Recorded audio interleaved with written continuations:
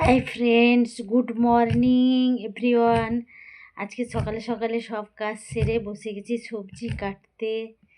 রান্না করব আজকে।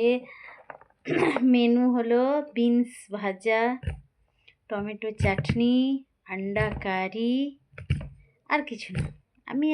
আমি আমার মেয়ে দুজনে খাই দুপুরে। আর রাত্রিবেলা আমার হাজব্যান্ড আসলে তখন অন্য কিছু বানাই। এখন এগুলো হয়ে যায়। মেয়ে টিউশন গেছে, স্কুল আজকে বন্ধ আছে, বোর্ডের পরীক্ষা হচ্ছে। ওই জন্য টিউশন থেকে নিয়ে আসবো, সবজি কেটে সব গুছিয়ে রেখে মেয়েকে আনতে যাব। মেয়েকে এনে তারপরে রান্না বসাবো। আজকে সবাই কমেন্ট করে বলো তোমাদের বাড়িতে কি রান্না হচ্ছে আজকে। আজকে প্রথম ব্লগ করলাম, কোনোদিনও এরকম করিনি ব্লগ। এমনিতে কেমন লাগলো সবাই কমেন্ট করে জানিও।